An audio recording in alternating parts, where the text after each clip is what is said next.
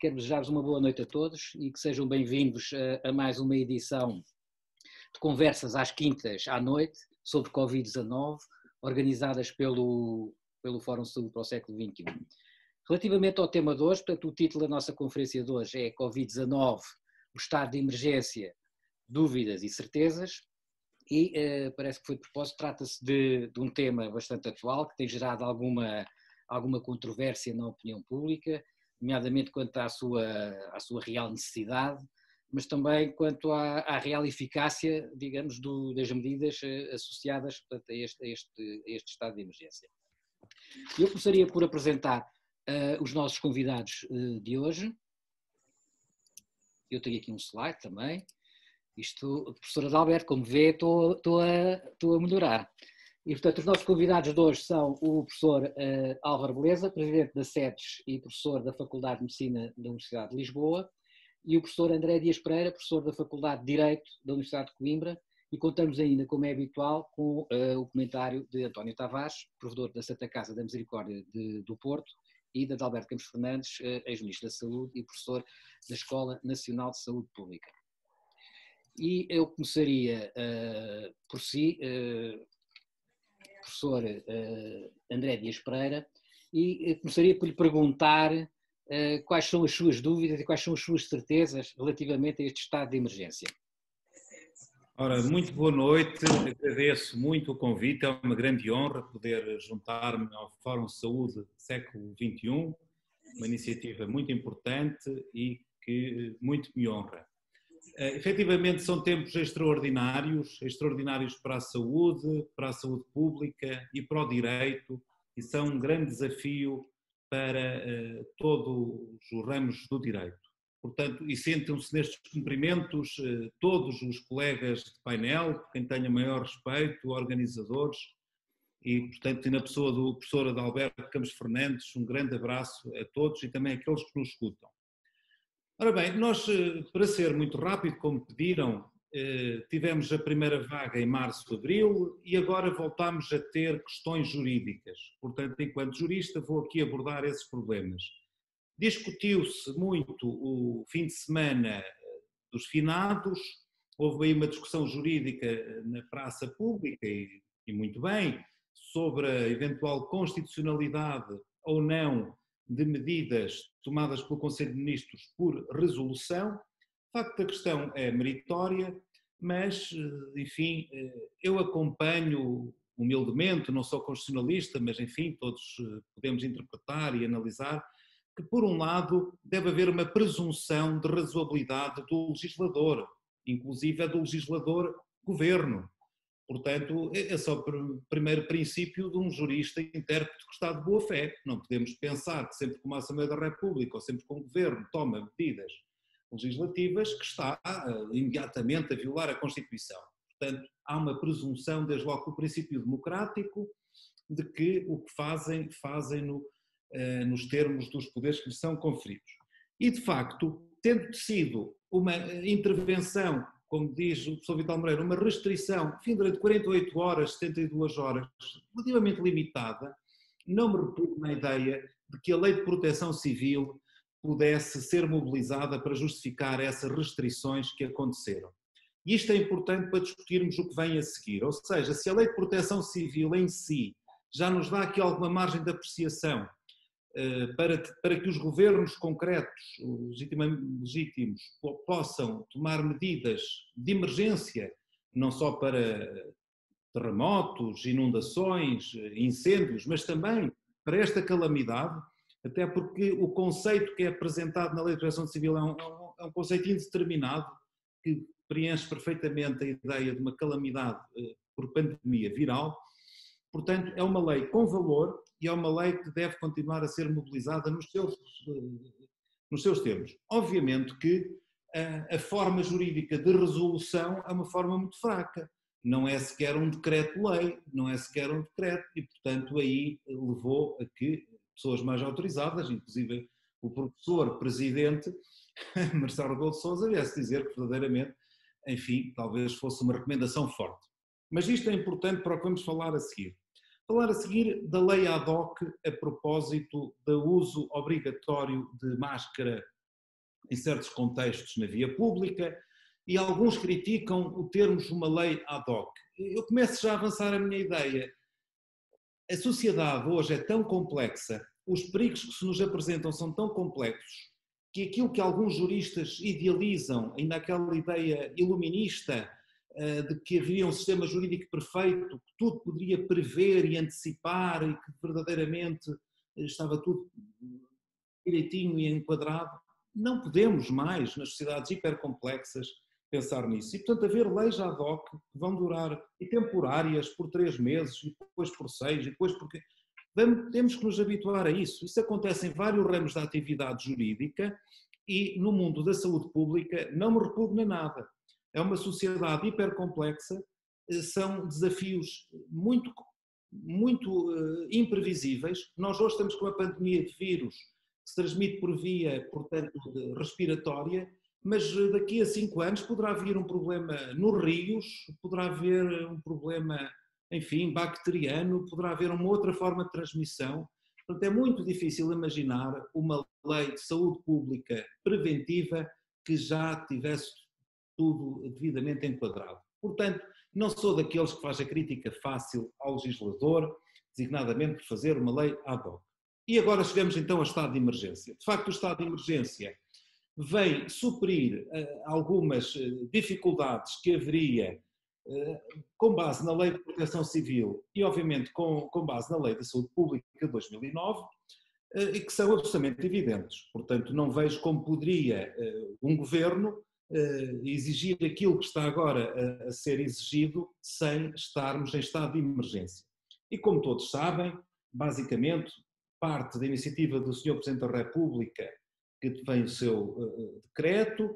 Depois, no próprio dia, enfim, é muito interessante ver como tudo se consegue, apesar de tudo, fazer rapidamente. Portanto, o decreto do Presidente, 6 de novembro, no próprio dia temos a resolução da Assembleia da República, 6 de novembro, no dia 7 de novembro temos o Conselho de Ministros e no dia 8 de novembro está publicado o decreto número 8 de 2020 da Presidência do Conselho de Ministros, que regulamenta a aplicação do estado de emergência.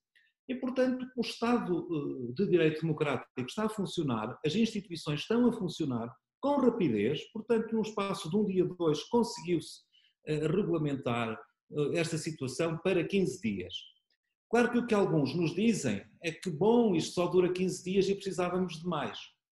E, portanto, vou já aqui introduzir o debate que os juristas têm posto em cima da mesa, que seria da necessidade de uma lei, ou pelo menos de um capítulo na Lei de Saúde Pública, um novo capítulo que efetivamente previsse as situações de pandemia e medidas que os governos pudessem tomar e as condições com que essas medidas pudessem ser tomadas. Portanto, essa lei, defendida, por exemplo, por Vital Moreira, mas também por outros ilustres juristas, é algo que merece a nossa atenção.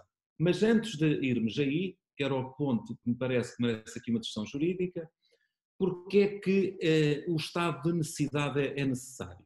Quanto ao direito à liberdade e quanto ao direito de deslocação, eu serei muito tópico porque não temos muito tempo, portanto um grupo de direitos que está a ser suspenso durante 15 dias é de facto o direito à liberdade e o direito à liberdade de deslocação, de forma variada de concelho para concelho e de forma variada durante o dia e durante a noite, como sabem.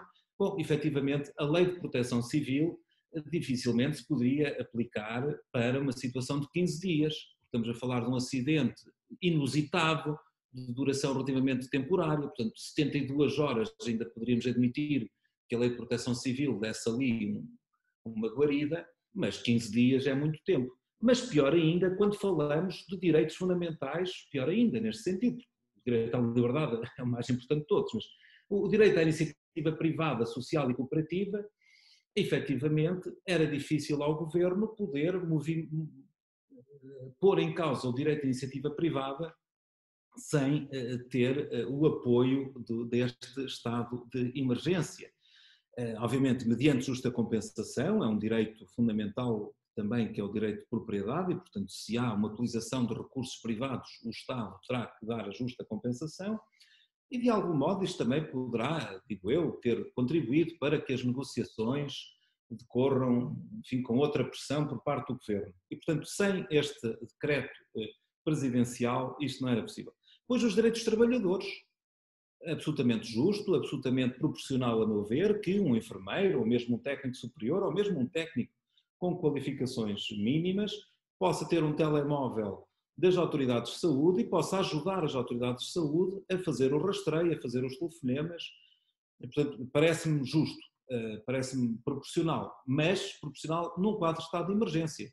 Isto viola direitos fundamentais dos trabalhadores, como é bem de ver.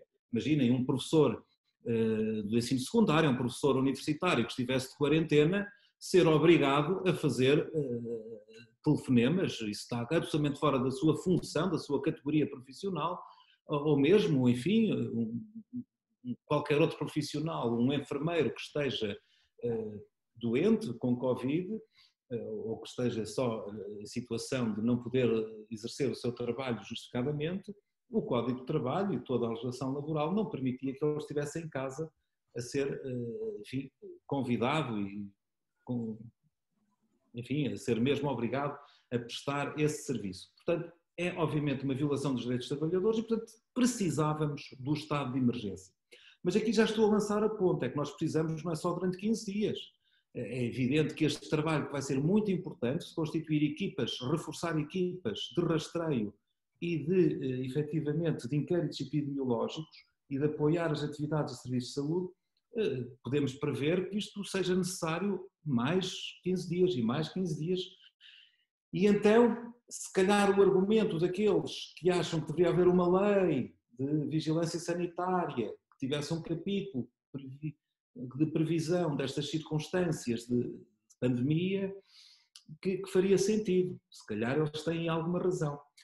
Finalmente, na matéria do direito ao livre desenvolvimento da personalidade e na vertente negativa do direito à saúde, em que se está a impor controlos de temperatura para aceder a certos lugares abertos ao público, para aceder a locais de trabalho, para aceder a escolas, para aceder a certos estabelecimentos comerciais, obviamente é também uma violação de direitos fundamentais que se justifica, mas para se justificar não vejo como fazê-lo dentro do quadro constitucional normal, que é aquele em que vivemos desde 76 e que realmente agora estamos a conhecer o famoso artigo 19 da Constituição e, portanto, é preciso suspender esses direitos. Outro ponto muito interessante que este estado de necessidade nos traz é o recurso às Forças Armadas. Efetivamente, pela estrutura, enfim, do Estado e da conceptualização, há sempre um afastamento das Forças Armadas face a atividades civis, embora isso tenha vindo a ser, de algum modo, reelaborado também por força dos incêndios e por força de uma evolução do conceito de defesa nacional, e, portanto, é muito bom que se possa lançar mão das Forças Armadas, mas também dentro do quadro constitucional ordinário veria isso com muita dificuldade, porque isso é um princípio básico da estrutura do Estado, é que o Ministério da Defesa não entra, digamos, em atividades civis, e, portanto, é preciso um estado de emergência como temos. E, portanto, eu vejo como positivo.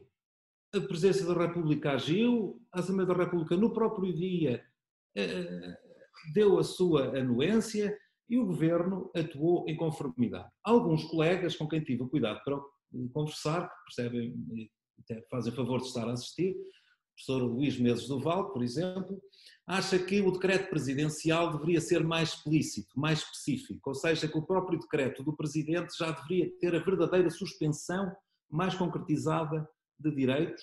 Ele, no fundo, é muito aberto e depois o Governo é que concretiza com grande liberdade. Enfim, são questões já de pormenor, mas vamos à questão de fundo. Podemos sobreviver a uma pandemia de médio ou longa duração em permanente estado de emergência? Por exemplo, o Primeiro-Ministro já disse, bom, se calhar precisamos ter estados de emergência sucessivos até abril, até maio, enfim, alguns dizem que isto é efetivamente muito grave, porque significa que estamos a banalizar o estado de emergência. E então, melhor seria fazer uma tal lei enquadradora e, enfim, também já aproveitaram para criticar a preguiça do legislador que passou o verão à Assembleia da República, podiam ter feito uma lei de valor reforçado em que no fundo já previam isto tudo. Lá está, eu vejo sempre aqui aquela angústia, enfim, de um certo iluminismo jurídico, uma certa ideia de que temos de ter uma lei perfeita. Eu seria muito cauteloso nisso, porque vivermos em estados de emergência sucessivos dá-nos uma certeza, é de que há grande diálogo entre os órgãos de soberania, entre a Presidência, o Governo e a Assembleia da República, há permanente controle e fiscalização parlamentar, que é o que é fundamental, é quem nos protege. Em primeira linha é o Parlamento e em segunda linha e em linha final, naturalmente, os juízes, os tribunais, e portanto não vejo isto como muito grave, vivermos de estado de emergência e estado de emergência, porque isso implica um permanente diálogo, implica uma permanentes maiorias na Assembleia da República e implica uma permanente adaptação à realidade concreta.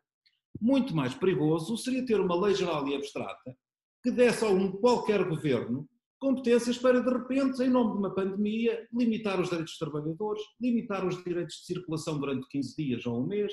Bom, obviamente que pode fazer sentido uma lei de vigilância sanitária, desde que essa lei inclua sempre grandes fiscalizações, designadamente do Parlamento. Eu não consigo imaginar um capítulo da Lei de Saúde Pública que não tenha, numa situação de calamidade e em que, enfim, se possa prever intervenção de forças armadas, limitação do direito à liberdade de circulação, limitação dos direitos dos trabalhadores e até limitação do direito, portanto, à saúde na sua vertente negativa, sem que isso passe regularmente pelo Parlamento.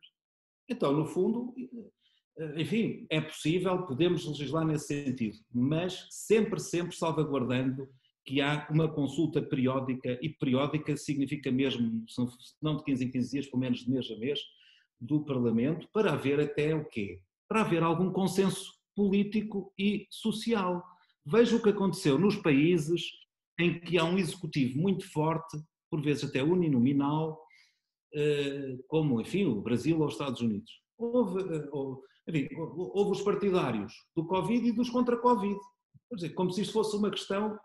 Não, ao termos o parlamentarismo permanentemente a fiscalizar, não há espaço, naturalmente que há os contra e a favor, mas há maiorias alargadas. E quando essas maiorias deixarem de existir, é porque não conseguiram convencer, portanto, os valores da saúde pública não conseguiram ser tão fortes que conseguissem convencer os senhores e as senhoras deputadas a votar restrições tão gravosas aos direitos fundamentais e, para além, naturalmente, do Presidente da República e depois o Governo. Portanto, fica aqui, em nome do respeito do tempo dos outros, eram estas as minhas ideias. É preciso salvaguardar a fiscalização e o controlo. Fica, de facto, o problema. Efetivamente, dentro de poucos dias, portanto, lá para quarta-feira, daqui a poucos dias, é preciso começar a prever o próximo estado de emergência. Porquê? Porque aqueles trabalhadores que estão em casa, de quarentena, ou em vigilância profilática, ou mesmo doentes, mas que poderiam fazer telefonemas e ajudar ao rastreio, é preciso avisá-los que depois do próximo fim de semana, vamos continuar a precisar de si. O senhor vai continuar a fazer parte da equipa. É preciso avisar as Forças Armadas, que não é só por 15 dias. E, portanto, aqui eu dou de barato. Vai haver um certo abuso do estado de emergência, porque a meio do primeiro estado de emergência já estamos a antever um segundo e um terceiro. Mas pelo menos isso salvaguarda controlo e fiscalização do Parlamento. E para já ficava por aqui. Muito obrigado. Muito obrigado, professor André Dias Pereira, pela sua exposição tão clara e que com certeza irá dar origem a vários comentários depois no período de debate.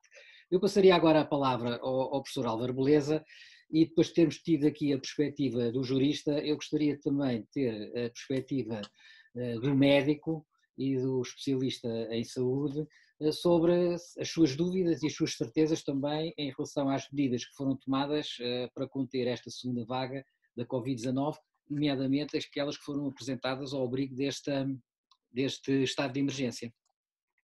Então, muito boa noite. Primeiro, agradecer o convite muito simpático que me fizeram para estar aqui. Cumprimentar todos os presentes.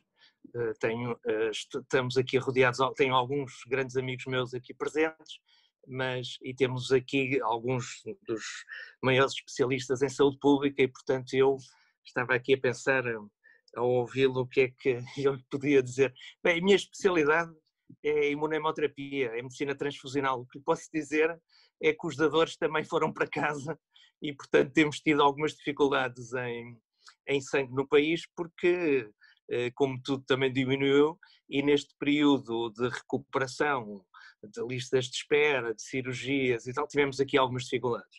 Agora, com o voltar do estado de emergência e de irmos todos outra vez para casa e os hospitais a não poderem outra vez fazerem aquilo que têm que fazer, tratar os outros doentes, ainda hoje estávamos a ver os estoques já estão outra vez melhores, portanto isto tem sempre, tudo na vida tem coisas positivas e negativas. E em termos de, eu vou tentar abordar aqui, tomei aqui umas notas, o que é que eu penso sobre isto como médico, mas sobretudo como cidadão, e quero frisar isto, mas não sou especialista neste assunto, que é muito da saúde pública, não é? E há ciência o que é da ciência, e é quem sabe dos assuntos a quem sabe dos assuntos. Mas eu vou tentar dizer algumas coisas que eu pensei, depois tenho uma pergunta para o meu colega de painel que me antecedeu, que ainda hoje falei com a minha enfermeira-chefe, que eu até depois começo já por aí, para não me esquecer. Em tempos de estado de emergência pode haver greves de enfermeiros na saúde quando está numa pandemia? Eu tenho muitas dúvidas, porque senão um estado de emergência é um bocadinho de brincadeira, não é? Porque não concebo que em estado de emergência, que só existem em situações de calamidade, catástrofes, guerra, se possam fazer greves. Eu acho que o direito à greve é obviamente suspenso, mas se calhar sou eu que não sei o suficiente das leis do país. Mas pronto, em relação à questão da pandemia que nós estamos todos a passar, vamos lá ver. Eu acho que nós desde o princípio deste problema tivemos, quanto a mim, um problema que os portugueses costumam ter em muitas coisas. Fomos muito lentos a perceber certas coisas e fomos muito lentos a tomar decisões. Mas isso é um problema português. Por acaso já não é no futebol, que agora somos mais rápidos, mas é um problema do fado português desde a nossa fundação. Nós normalmente somos lentos a reagir, somos lentos a agir. A velocidade é uma palavra que para Portugal é muito difícil de exprimir. E fomos lentos, por exemplo, logo na primeira, que é o uso da máscara. Percebeu-se logo por aquilo que estavam outros países a fazer, foi preciso os especialistas portugueses e nossos colegas médicos virem alertar para esta questão para se tornar obrigatório o uso da máscara, que se percebeu imediatamente que era uma atitude óbvia que tinha que ser tomada e que não é perfeita, porque em situações de guerra, e uma pandemia é uma situação de guerra, não se pode buscar a perfeição. Tem que ser sentido prático e tem que se agir depressa. E esse foi a primeira lentidão. Depois tivemos outra, eu penso que até hoje, que é este vírus, ao contrário de outros e de outras pandemias no passado, e nomeadamente a maior de há 100 anos, da gripe espanhola, atinge sobretudo os mais velhos. Não quer dizer que não atinja os outros, mas atinge sobretudo e mata sobretudo os mais velhos, os mais idosos e com outras patologias.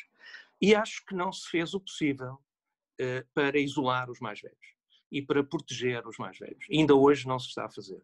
Seja protegê-los em instituições, seja protegê-los em casa.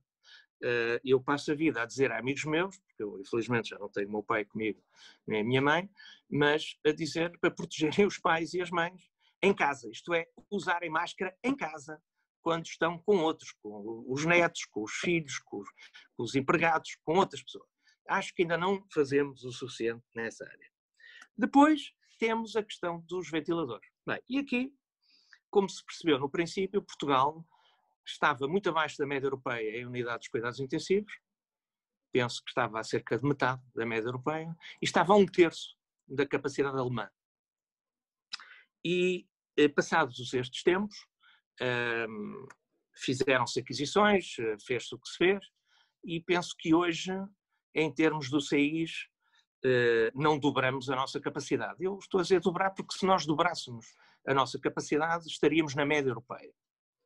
E não a dobramos por várias razões, que não vou agora aqui aprofundar muito, mas porque porventura não temos os ventiladores, as camas e as instituições suficientes e, sobretudo, não temos profissionais adequados que saibam tratar estes assuntos e que sejam especialistas, e não se treinaram pessoas suficientes para esta área. Houve outros países que adquiriram e que aumentaram muito mais a sua capacidade de cuidados intensivos. E esta, para mim, é a questão-chave. Isto é, os países estão todos a confinar e, portanto, nós estamos a fazer aquilo, não estamos a inventar nada. Estamos a fazer aquilo que a Europa está a fazer com esta segunda vaga e que todos estão a fazer. Só que não estamos todos a fazer na mesma dimensão. E a questão desta pandemia que se percebeu rapidamente é que a pandemia está ligada à economia e depois de ser ultrapassado o problema da pandemia, que esperemos que será ultrapassado mais tarde ou mais cedo, o problema da economia é gravíssimo e está intimamente ligado. E quanto menos se confinar, menos sofre a economia. Quanto mais se confinar, mais sofre a economia. Isto é óbvio, de economia até médico entende, e eu agora, como o meu amigo Adalberto estava a dizer na SEDES, tenho aprendido muito de economia dos nossos amigos académicos e gestores empresários neste assunto, e até médico entende isto. Portanto, esta capacidade de confinamento tem a ver com a capacidade do país em cuidados intensivos. Porque no fim, quando vem o tsunami, quando vem a vaga, o que conta é a nossa capacidade no número diário, o que preocupa é sempre ver qual é a nossa capacidade de cuidados intensivos, até onde é que a gente vai aguentar isto. E de facto eu penso que nós aqui não nos preparamos suficientemente nessa área. Depois, penso que, e já agora pensando um bocadinho no que aconteceu até agora, para depois falar um bocadinho do presente e do futuro, eu penso que houve aqui algumas falhas que vieram ao de cima nesta crise, algumas faltas e alguns problemas. Primeiro, a articulação entre as IPSS, os lares, a área social, da ação social e o Serviço Nacional de Saúde e a saúde. São dois ministérios diferentes, começa logo por aí, ao contrário de outros países que só têm o Ministério da Saúde e da Solidariedade, com direções regionais diferentes, com lideranças diferentes, com tradições diferentes e, portanto, como se percebeu, essa articulação é insuficiente. Depois, não se separou em termos de tratamento e de ataque, nomeadamente na área hospitalar, hospitais Covid e não Covid. Não se fez, e agora vou aqui falar uma que é também óbvia, não se aproveitou todo o sistema de saúde. Bem, eu aqui faço um parênteses, estamos aqui a falar à noite entre colegas e pessoas interessadas neste assunto. É evidente que perante uma situação pandémica desta, uma catástrofe desta natureza, qualquer governo, a obrigação que tem é ouvir todos os que sabem do assunto, reunir a uma mesa os especialistas na área de saúde pública, na área da ciência da virologia, da pneumologia, todas estas áreas envolvidas, e depois envolver os players, não é? E nós em Portugal temos um Serviço Nacional de Saúde Público, que eu estimo muito e que sou um defensor acérrimo há muitos anos, mas temos um sistema privado, social, e temos que aproveitar todos, até porque todos somos poucos para este problema. Todos somos muito poucos.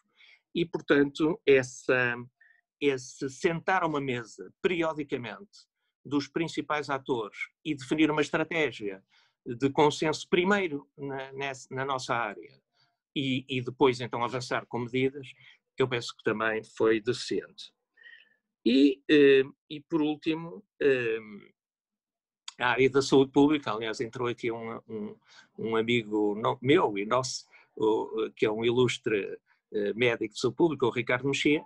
A rede de saúde pública é, de facto, insuficiente em recursos humanos, em meios técnicos, em apoio para poder ter uma eficácia do seguimento de formiguinha desse trabalho de rede no país para seguir os casos e, portanto, a Direção-Geral de Saúde e toda a rede de saúde pública é também insuficiente e penso que ainda está um bocadinho no século passado. Futuro.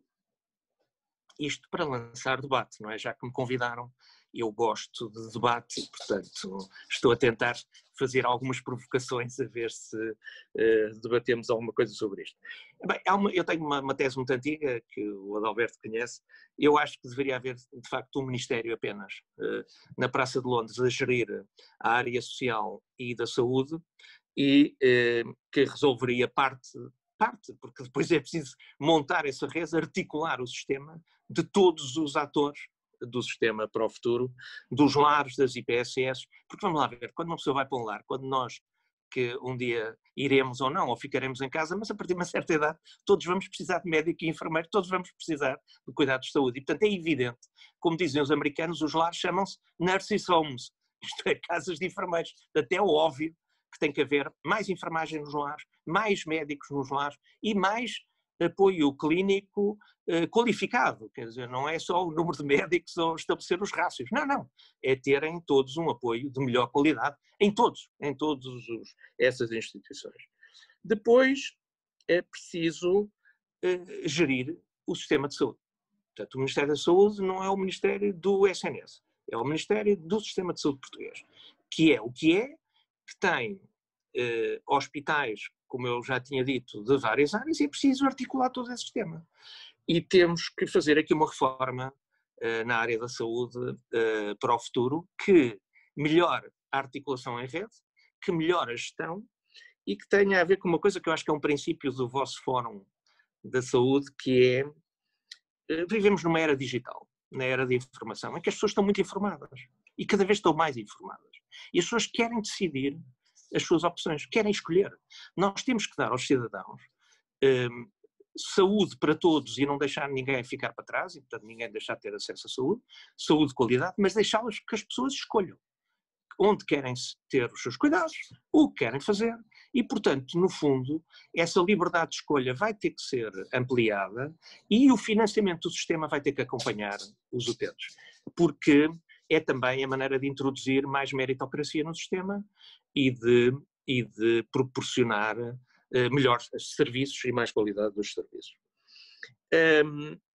E a digitalização impõe-nos também, obviamente, o desenvolvimento que vem para ficar, da telemedicina, das consultas por telefone, todas essas áreas que nós agora estamos a fazer. Eu dirijo o serviço de um hospital público de Santa Maria e nós temos atendimento por telefone, temos milhares de consultas hoje por telefone, atendemos os doentes por mails, temos vários mails das nossas várias consultas, seja da coagulação, da hemofilia, da anemia, e os doentes cada vez se estão a habituar a contactar connosco por mail, nós enviamos também os resultados por mail, portanto tem que se aproveitar estas ferramentas porque as pessoas não têm que ir ao hospital ou ao centro de saúde, onde for, se não é necessário, é até mais confortável que não tenham que se deslocar. Portanto temos que aproveitar para também modernizar e tornar o sistema mais confortável para as pessoas.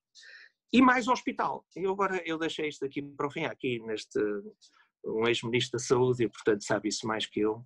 Mas quer dizer, eu acho que houve uma moda, e a culpa não é do Adalberto, houve uma moda no passado, menos hospital e desinvestiu-se muito nos hospitais. A Alemanha, como se percebeu nesta pandemia, é dos países que está a se aguentar melhor. Porquê?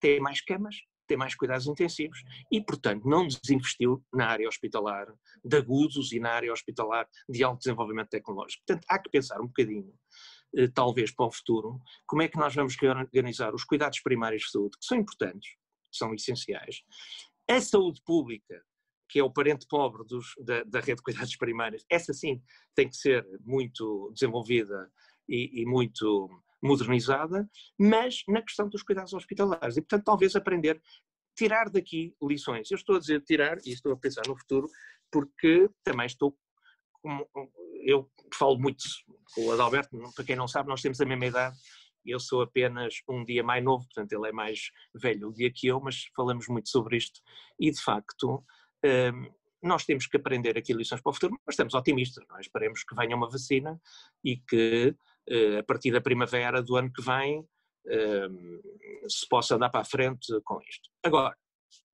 termino com 3 ou 4 reflexões. Claro que temos um estado de emergência, de uma maneira jurídica ou de outra, e temos que ir para casa e temos que nos proteger e temos que fazer tudo isto, porque porventura também não tomamos algumas medidas, como eu já disse aqui para trás, que se porventura fossem tomadas, talvez confinássemos menos e mais cirurgicamente e melhor, mas pronto, andando para a frente, eu penso que nós vivemos numa sociedade do medo. Vivemos numa sociedade muito diferente dos nossos avós. Esta pandemia é grave, mas a pandemia da gripe espanhola foi muito pior que esta. E outras que há na história da humanidade muito mais devastadoras que esta. A Segunda Guerra Mundial, quando a Inglaterra, Londres era bombardeada todos os dias por aviões alemães, era pior do que isto. Quer dizer, vamos lá ver. A gente tem aqui um problema grave, mas há problemas maiores.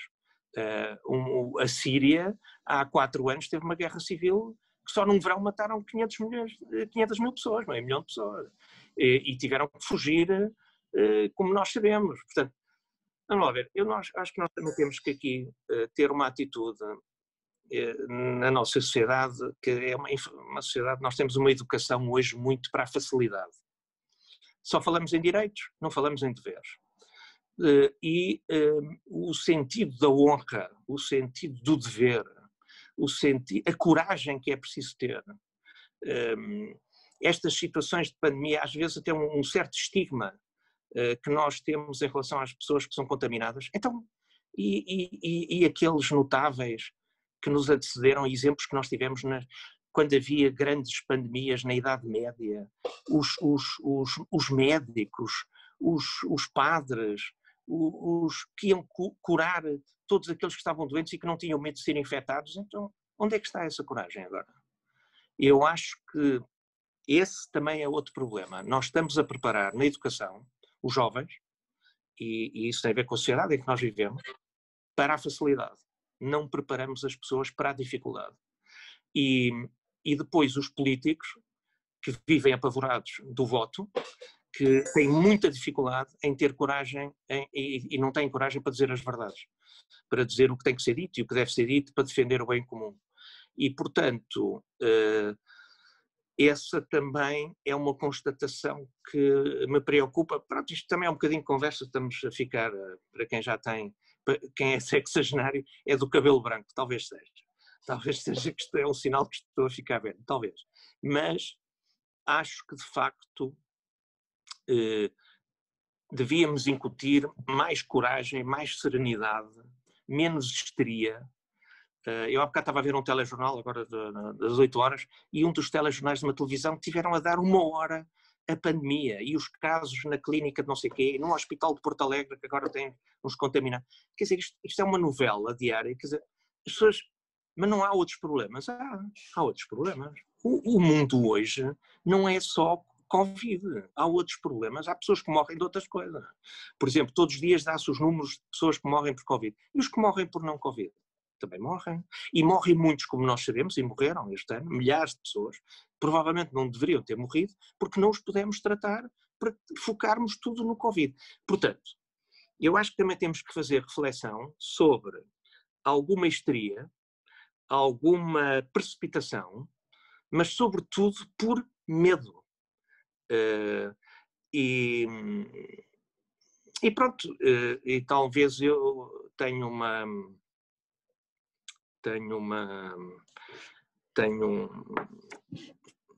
tive um problema de saúde muito grave há 15 anos e depois do que eu passei, confesso que perante um problema destes, medo para mim é difícil, não é? Portanto, nunca fui tanto ao hospital como agora.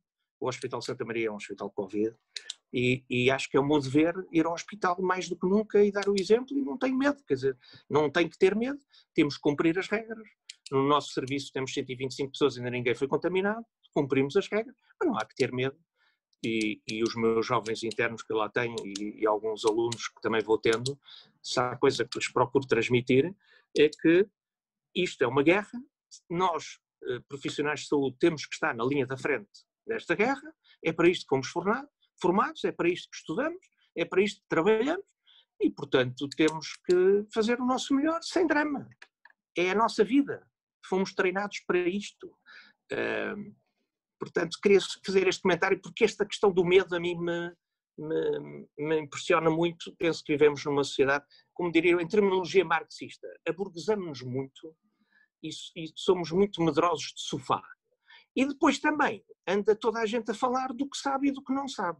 E por isso é que eu tenho algum receio em me pronunciar sobre isto, e quis logo no princípio dizer, não sou especialista em saúde pública e, portanto, estou aqui a dar as minhas opiniões como cidadão de sofá em casa, perante aqui os meus amigos. Muito obrigado. Obrigado, professor Álvaro Beleza. Eu ainda, antes de dar a palavra ao professor André Dias Pereira para responder à questão que foi colocada, eu vou deixar essa questão para um período imediatamente antes do período do debate.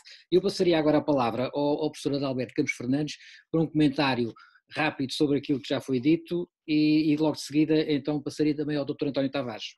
Muito bem, 5 minutos antes de passarmos aos nossos convidados e agradecer a ambos, como de esperar, muito bom. Mas eu, não raras vezes, eu não estou totalmente de acordo com o meu amigo Álvaro Beleza e hoje é um dos dias em que eu não estou particularmente de acordo com ele. E vou deixar aqui depois para ouvir, quer o António Tavares, quer o professor Orlando, quer, enfim, o professor André Dias Pereira. Eu queria, se me permitem, lançar para cima da mesa virtual alguns mitos, que são quase mitos urbanos, mas também alguns pontos de reflexão. Primeiro ponto de reflexão: terá o mundo ensandecido? Terão os dirigentes mundiais de todo o planeta, das economias maiores do mundo, posto os aviões no chão, parado abruptamente o crescimento do PIB, gerado uma onda de desemprego apenas e só porque estão com medo? Não. Não é verdade. Nós temos um problema sério, planetário, entre mãos. E é perigoso, nós que temos audição pública, temos que medir sempre muitas palavras, às vezes alguns de nós, é certo, falam demais, outros falam de menos, mas temos que medir as palavras, porque ainda hoje eu vi uma senhora de muita idade, que a minha mulher trabalha numa USF, relatou-me, muito incomodada a minha mulher, um caso de uma senhora de muita idade, uma mulher evoluída, que chorava compulsivamente em frente a ela, porque tinha ouvido o bastonário da Ordem dos Médicos na televisão discorrer sobre a questão das escolhas.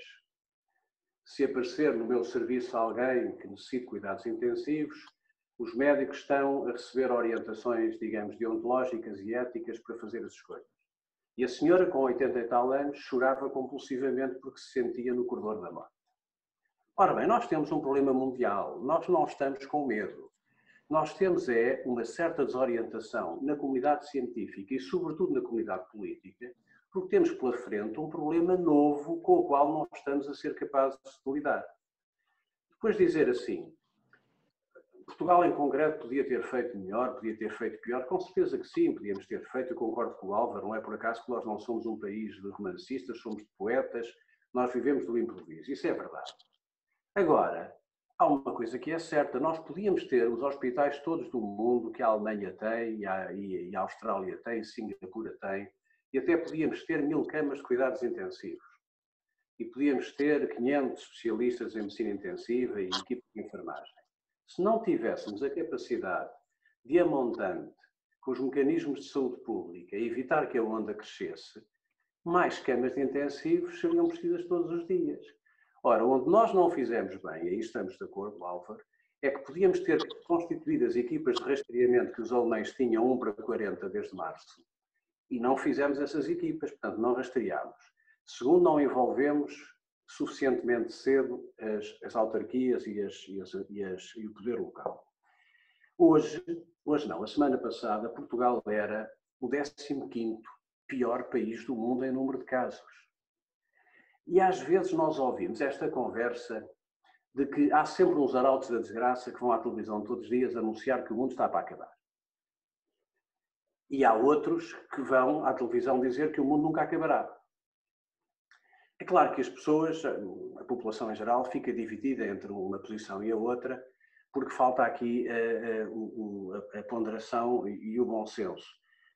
Nós temos um problema, neste momento concreto, ao dia de hoje, de um excessivo uma dinâmica excessiva de crescimento do número de casos, que vai inexoravelmente levar nas próximas semanas a uma procura hospitalar inapropriada e muito pesada. Portanto, nós temos um problema nos lares, temos um problema nas prisões, temos um problema nos bairros que têm menos condições e que estão menos preparados para de facto, lutar contra este tipo de difusão da doença, mas não é bem assim, quer dizer, nós temos de facto um problema, Álvaro, eu acredito que temos um problema que não podemos iludir e que temos que olhar para ele com mão de ferro. É certo, e eu estou a procurar falar devagar para medir as palavras, porque apesar de estarem aqui 50 e tal pessoas, isto, enfim, um homem é dono do seu silêncio e escravo das suas palavras. É certo que eu, que modestamente incluo naquele grupo das pessoas que estudam estes temas e acompanham estes temas há muitos anos, eu hoje não compreendo as medidas que estão a ser dia a dia implementadas. Eu já não sei se posso ir ao supermercado no sábado de manhã e ao barbeiro no domingo depois do almoço. Não sei. É verdade que, se eu não sei, a população em geral ainda menos saberá. Ouvindo o professor André Dias Pereira, que fez uma intervenção magnífica, aliás, na senda daquilo que nós esperaríamos que ele fizesse, eu não posso estar mais de acordo com ele. Eu tenho ouvido supostos especialistas defender uma lei sanitária ou uma lei de saúde pública agravada. Qualquer dia temos uma lei também para falta de educação agravada e, portanto, nós começamos a contaminar e a retalhar as liberdades e não sabemos onde é que isto vai parar. Eu não posso estar mais de acordo com ele que a restrição de liberdade tem que passar sempre e de uma forma rigorosa e controlada pelo Parlamento da República. Não pode ser por iniciativa do Governo em função de uma coisa muito setorial. Termino porque já estou a falar mais sobre uns desafios que eu queria deixar aqui para o debate. Imaginem vocês que em março nós tínhamos conseguido montar 1000 camas de cuidados intensivos com médicos, porque é o que eu costumo dizer, um assantes, mas com queijo e com fiambre, não era apenas o pão, porque nós podemos anunciar camas todos os dias, no limite temos os hotéis que estão a fechar e temos essas camas todas disponíveis. Imaginem que tínhamos 1000 camas. Imagina, Álvaro, tens toda a razão, que tínhamos dito que haviam hospitais Covid dedicados e especializados a Covid nas regiões Centro, Norte e Sul. Imagina que tínhamos deixado cair o preconceito ideológico que nos atormenta, a mim não, mas a alguns, e tínhamos ativado o sistema de saúde no seu conjunto e não estávamos a ter 8000 mortes a mais por excedente e estávamos a tratar das pessoas que não tinham Covid. No setor social, no setor privado e no setor público não Covid. Imagina que os médicos de família não tinham sido postos a fazer de burocratas empedernidos, a telefonar todos os dias para doentes, para perguntar se tem um bocadinho de tosse a mais ou um bocadinho de tosse a menos, e esse trabalho era feito por um outro tipo de pessoas, menos diferenciadas, sob controle médico ou até pelo SNS 24.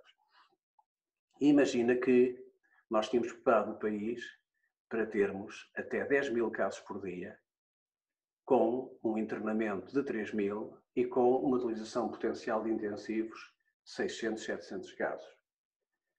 E com isso tínhamos conseguido proteger a economia e evitar a devastação que aí vem em termos de desemprego, de fome, de falências de pequenas e médias empresas. Pronto, eu falei muito, Dr. Pedro Serras Pinto, mas eu tenho muita estima e amizade há muitos anos pelo Álvaro, gosto de debater com ele, gostei muito da intervenção do professor André Dias Pereira, mas eu não consigo dizer que nós estamos com medo. O que eu não tenho paciência, com o devido respeito agora, para concluir, é para ser tratado como atrasado mental. Isso não tem. Do género, o menino portou-se bem em março, leva um rebuçadinho, mas agora está-se a portar mal, fica de castigo virado para a parede. Parem com isso. É que já chega. Parem com isso. E é isso que é importante. Quando nós falhamos em falhas de comunicação, mais do que estarmos todos a assumir que falhámos na comunicação, ok, falhámos todos. Pronto, arrumamos isso agora. Transitamos em julgado a falha e paramos com esse tipo de comunicação absurda. Temos cuidado com o que dizemos e respeitamos as pessoas que estão em pânico, do outro lado da televisão, com 80 e com 90 anos, que não veem os seus filhos nem veem os seus netos, com medo de serem efetivamente metidos no corredor da morte. E, portanto, eu não falo mais, ao Dr. Pedro, peço desculpa, mas hoje... Não tenho que pedir desculpa nenhuma, é o seu papel de comentador. Eu agradeço exatamente os seus comentários e as reflexões que com certeza vão apimentar o debate na segunda parte. E eu peço ao Dr. António Tavares também um comentário breve para depois poder então dar início ao debate. Muito obrigado, Dr. Pedro Cenas Pinto. Eu queria, em primeiro lugar, obviamente, cumprimentar o professor André Dias Pereira, cuja intervenção, obviamente, subscrevo, o professor Adalberto Campos Fernandes, também, hoje muito mais acutilante nestas questões, e o Álvaro Beleza, bem amigo de outras guerras. Bom, é muito difícil falar nesta fase do debate, porque muita coisa aqui já foi dita e muita coisa extremamente importante. É dos debates mais interessantes, como é que esta questão do estado de emergência consegue nos mobilizar a todos na reflexão. Eu queria dizer, primeiro lugar, que nós estamos, no meu ponto de vista, a viver um estado de emergência muito pequenino, uma coisinha assim muito gira, porque eu, enfim, daqui a um bocadinho vou dizer que acho que o grande teste ao estado de emergência vem aí pelo caminho. Mas queria dizer que, claramente, a questão da comunicação é uma questão que tem estado a falhar. E tem estado a falhar, e eu pessoalmente estou à vontade, porque escrevi isso no dia 6 de agosto no Jornal de Notícias. Isto não era difícil, eu acho que não era preciso sermos muito inteligentes para perceber que tínhamos cometido alguns erros na comunicação e na própria montagem do processo. Como já foi aqui dito, nós temos estado sempre um bocadinho a reagir. Eu lembro-me que se montou aqui um hospital de campanha no Porto, que não tinha camas articuladas de medicina. Foi a Santa Casa da Misericórdia do Porto que emprestou 10 camas para esse hospital de campanha. As outras camas eram da tropa. E não é fácil deitar doentes em camas da tropa, como todos calculam e sabem, não é? Esse hospital de campanha foi desmantelado. E há pouco tempo, quando começou esta vaga a pronunciar-se, eu fui a uma reunião em que era ver quem é que cedia espaço para se fazer outro hospital de campanha. E acho que aqui temos o primeiro problema, que é o problema da articulação entre os vários atores. O planeamento tem estado a falhar, e tem estado a falhar, quanto a mim, por outras razões que já foram aqui ditas, algumas ideológicas, algumas de pati-pri contra setores, mas isso está a falhar e a administração não tem estado à altura. A outra questão tem a ver com a comunicação. Como dizia há um bocado o professor Adalberto, esta coisa de abrirmos os supermercados às 6h30, de continuarmos a manter as visitas nos lares aos idosos, de as escolas e as universidades estarem abertas com os problemas que todos nós vamos assistindo. Eu sou professor universitário, dou umas aulas durante uns dias presencialmente, outras em casa, quer dizer, isto é uma logística extremamente complexa e, portanto, estas coisas vão-se agravando. Depois, a questão, por exemplo, da aplicação do Stay Qual de Covid, que foi algo que teve muito no discurso dos direitos, das liberdades e garantia, de repente desapareceu completamente. E reparem que ao nível da comunicação, nós já vamos no primeiro-ministro como porta-voz. Eu, tirando alguns casos muito pontuais, vejo que o primeiro-ministro está a aparecer agora cada vez mais. E isso talvez não seja um bom sinal. Muito mais quando se faz uma reunião do Conselho de Ministros, ela vai prolongada até às 11 e tal da noite, e o Primeiro-Ministro depois vem falar no espaço vago entre a vitória de Joe Biden e o discurso de Joe Biden. Isto são sinais que são dados errados às pessoas. Há um bocado o doutor Adalberto falava na questão daquela senhora com 88 anos que estava preocupada, porque isto começa a passar e isto é uma turbulência muito, muito consecutiva sobre todas estas matérias e é um problema, quanto a mim, muito grave que nós temos, que é de comunicação. Falta comunicação, essa comunicação transformou-se em alarme social, em pressão social e, portanto, a componente política responde de uma maneira, a componente científica responde de outra. E eu acho que temos aqui este problema que não é nenhuma legislação que o vai resolver. Depois disto, e porque é que eu dizia que, no meu ponto de vista, e não vou aqui repetir muitas coisas que já foram ditas, este é um estado de emergência pequenino, porque eu estou convicto que no fim de semana de 28 e 29 o estado de emergência vai acabar. E as pessoas vão mais uma vez sem perceber, porque isto foi o que aconteceu com o Grande Prémio de Fórmula 1, foi o que aconteceu com a festa do Avante, e no fim de semana de 28 e 29 temos o Congresso do Partido Comunista Português, e que me perdoa os militantes do PCP, mas é evidente que o PCP já veio dizer que não suspende o Congresso, reduziu o número dos seus militantes ligados para estarem presentes no Congresso. Eu acho que este é o grande teste ao governo. E o grande teste é esta brincadeira toda. É que se tiver Congresso do Partido Comunista naquele fim de semana, esqueçam o estado de emergência e o estado agravado não sei o quê, porque as pessoas vão fazer como fazem os alunos das universidades. As pessoas estão com alguma fadiga do medo, como diria o Álvaro Beleza, uma fadiga da comunicação, mas acima de tudo estão com uma fadiga da falta de coerência. Isto tem que ser dito. Tem que ser dito em algum lado. Há falta de coerência, porque eu acho que o grande teste é esse. O governo está a sair dele. Hoje já meteu mais uns municípios, retirou mais outros e vai fazer um discurso para que no dia 28 já não há necessidade de haver o estado de emergência e provavelmente vai haver o Congresso do PCP e outras iniciativas e até o fim de semana prolongado de 1 de dezembro. Eu estou numa instituição onde todos os dias, hoje só enfermeiros faltaram 26 que estão confinados. Já não há pessoas para vir trabalhar. E é preciso pôr um bocadinho a bola no chão, como se diz na linguagem futebolística, e para não fazermos aquilo que há dias o Otamendi e o Vlaco Dimos fizeram, não é? Porque é o que está um bocadinho a acontecer, o vírus vai passando, vai andando e nós vamos ficando para trás. Eu queria só dizer isto e mais uma vez agradecer o convite ao Fórum. Obrigado. Gostava de ter feito essa menção. Obrigado pelos seus comentários também e agora vamos dar início então ao debate. Eu só quero fazer aqui rapidamente recordar as regras de conduta que nós normalmente seguimos e a primeira é que quem quiser intervir deve fazê-lo através do bate-papo, escrever a palavra falar e depois com base na ordem de inscrição eu darei a palavra a cada um dos intervenientes. Eu peço que as intervenções sejam breves, que sejam concisas e que tentem nunca ultrapassar mais que os 3 minutos, senão não vamos ter tempo para todos podermos participar. Que quem colocar questões aos membros do painel deve identificar a quem se dirige a questão e depois também dizer que está previsto o encerramento deste debate por volta das 23 horas, o que quer dizer que aí por volta das 22h55 terá que terminar a última intervenção da audiência. E, portanto, eu muito rapidamente pedia só então ao professor André Dias Pereira que respondesse àquela questão do professor Álvaro Beleza e depois passaria logo também a palavra ao Dr. Carlos Bernardes.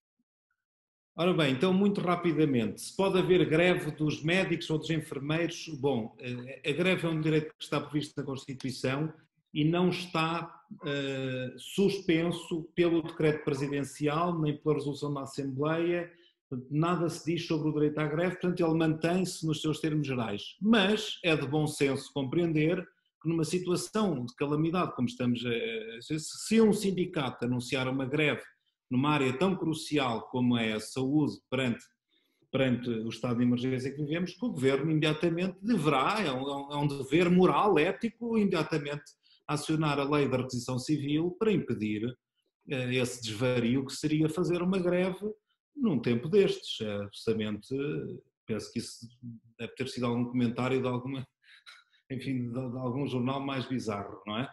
Ou seja, o estado de emergência não se pronuncia sobre isso, portanto mantém-se o direito à greve, mas obviamente não há condições de fazer greve, porque acima da greve está o direito à vida, o direito à saúde e, portanto, o governo tem que zelar pelo cumprimento de tudo isso. Se me permitem, eu também, falou-se aqui dos lares e de facto é muito importante ver a diferença entre a crise nos lares e a menor problemática que constituem as unidades de cuidados continuados, porque precisamente porque as UCCs têm uma qualidade técnica absolutamente incomparável e, portanto, vê-se uma fiscalização e um rigor, vê-se a importância que há ter médicos e ter enfermeiros efetivamente a cuidar das pessoas e temos que refazer todo o sistema das ERPs. Obviamente que ERPs melhores custam dinheiro e temos que pensar em financiar melhor as ERPs. Permitam-me só dizer mais um ponto. Foi publicado há poucos dias na revista Gestão Hospitalar um texto meu e da professora Heloísa Santos, e só o refiro não por ser meu, mas ser da médica também, Heloísa Santos, que chamou a atenção do seguinte: em França fez-se um estudo na primeira vaga de lares e e nursing homes, em que se comparava horários de trabalho normais, portanto turnos de 8 horas, em que os enfermeiros e os auxiliares entravam e saíam todos os dias, com outros lares e residências, onde se adotou horários semanais. Ora bem, o que lá defendo, aquilo exige um estudo de direito do trabalho muito complexo, que não era o objetivo de um artigo de revista. Portanto, pode haver problemas de direito do trabalho em fazer um horário semanal, e portanto estão aqui muitos médicos e enfermeiros e profissionais de saúde. Portanto, imaginem o que seria trabalhar uma semana inteira, obviamente com direito ao descanso diário, portanto teria que ser uma instituição que tivesse condições das pessoas lá pernoitarem. Noto que há muitas profissões em que isso acontece, no transporte de mercadoria, na marinha mercante e mesmo em alguns hospitais, por exemplo, nos hospitais americanos. Ora bem, o que importa é que o estudo francês demonstrou uma taxa de infecção absolutamente incrível, e é um privilégio estar neste fórum, porque muito mais pessoas estão a ouvir do que vão ler aquele artigo, como é normal, e portanto pensem nisso. Não seria de pensar num conjunto de horários para estabelecimentos residenciais com doentes, vulneráveis e idosos, em que os auxiliares, os enfermeiros tivessem de facto muito mais tempo com outros, obviamente com direito ao descanso, com direito ao repouso, com direito a dormir, não é ficarem a trabalhar dias seguidos, e depois obviamente terem uma semana de descanso. Então, o vírus só poderia entrar uma vez por semana, digamos assim. E não é uma invenção nossa, isto foi feito em França, é um estudo feito por médicos, está publicado, aliás, numa das revistas topo da medicina, que está lá citada nesse artigo, e portanto também fica essa situação para a vossa reflexão. E passo Obrigado, a palavra professor.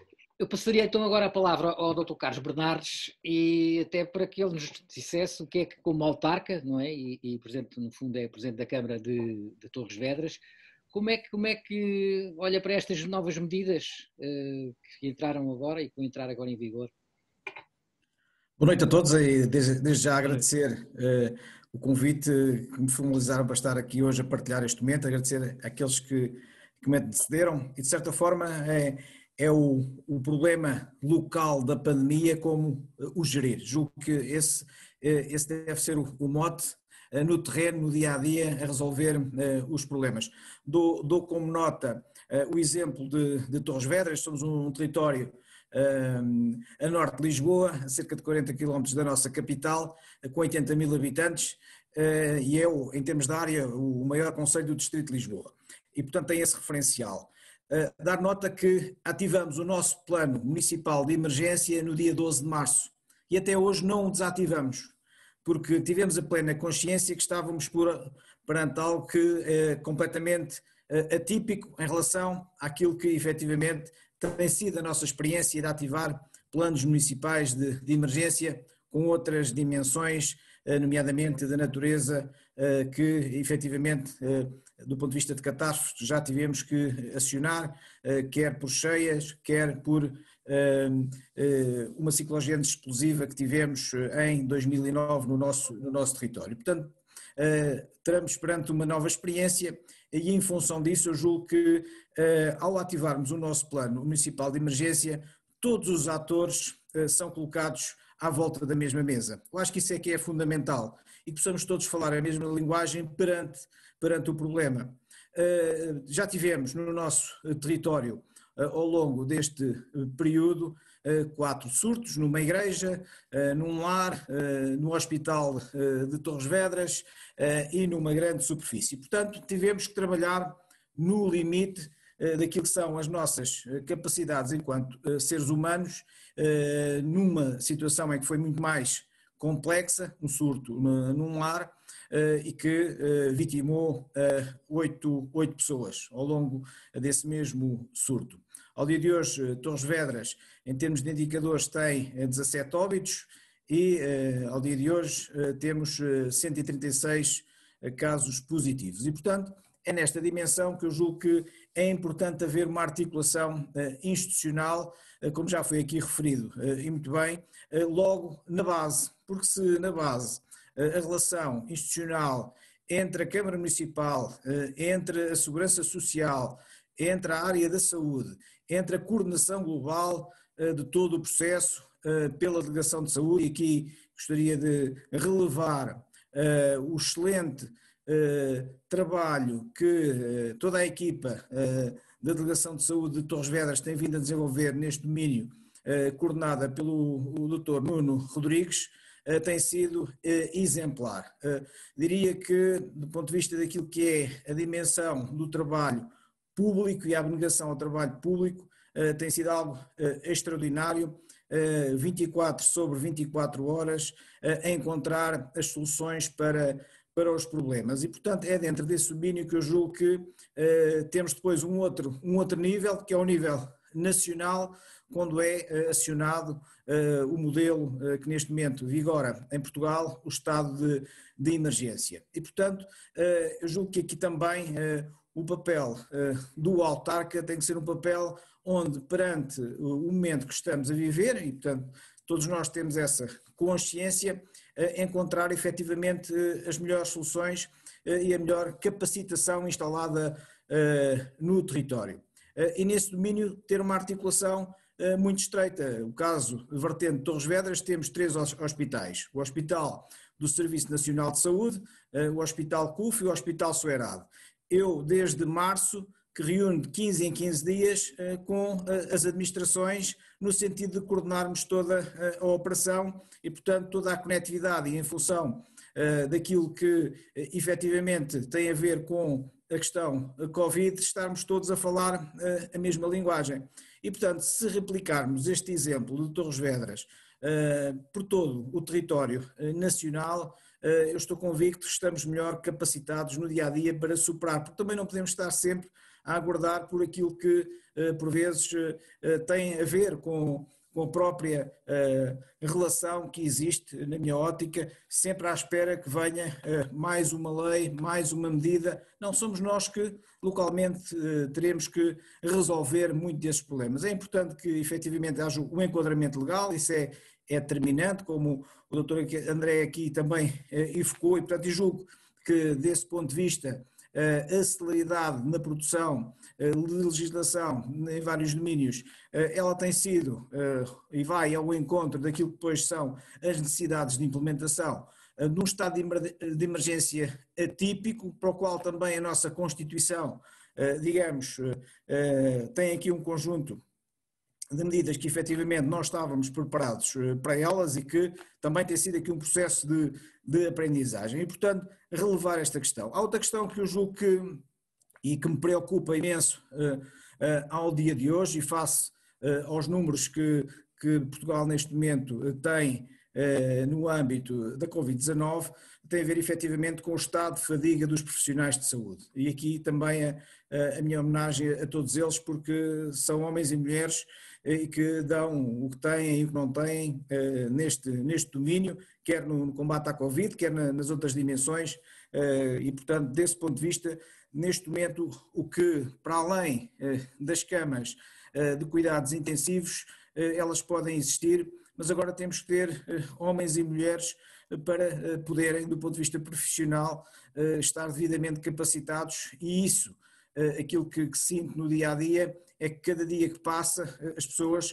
estão mais cansadas, mais debilitadas, do ponto de vista psicológico o tempo de reação é completamente distinto daqui a 3 ou 4 meses atrás e, portanto, julgo que esse vai ser um dos grandes problemas para nós superarmos esta segunda vaga.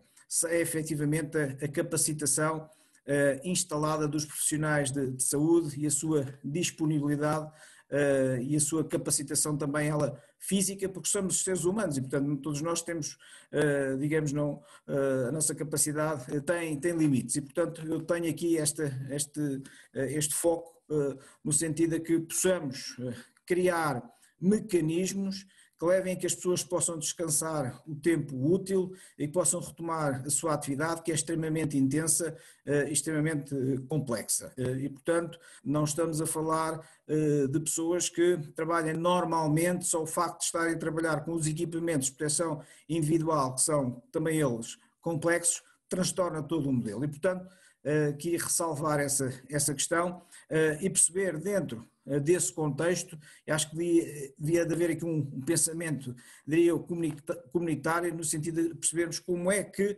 efetivamente vamos superar esta dificuldade que existe ao dia de hoje dos nossos profissionais de saúde que atingiram, a percepção que têm no dia a dia, o seu limite da capacidade física e mental para superar esta adversidade que atravessamos. E, portanto, aqui gostaria de relevar este aspecto.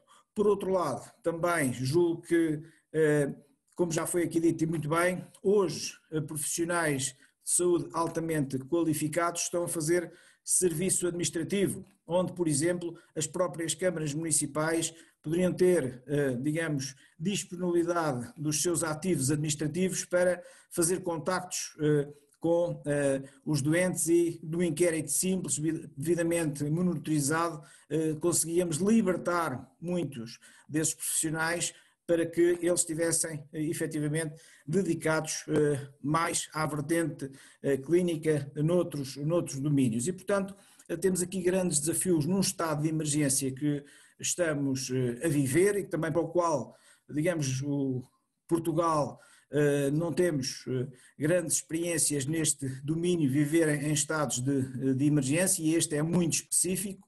E, portanto, face à sua especificidade, também podermos realmente estar devidamente capacitados nos vários domínios para que possamos ultrapassar esta dificuldade. E depois a questão da previsibilidade, porque efetivamente tudo apontava que esta segunda vaga só pudesse ocorrer em janeiro, fevereiro, e ela está a acontecer agora no mês de novembro. E a grande interrogação é, diria eu, o que é que nos vai acontecer em janeiro ou fevereiro, porque ainda não temos o ciclo de um ano inteiro a conviver com o vírus. E, portanto, também aqui em termos de conhecimento, julgo que é um alerta que também lançava, nós percebemos, e nomeadamente à comunidade científica, como é que vamos superar os próximos 4, 5 meses. Aí é uma grande interrogação e, portanto, julgo que desse ponto de vista temos de estar cada vez mais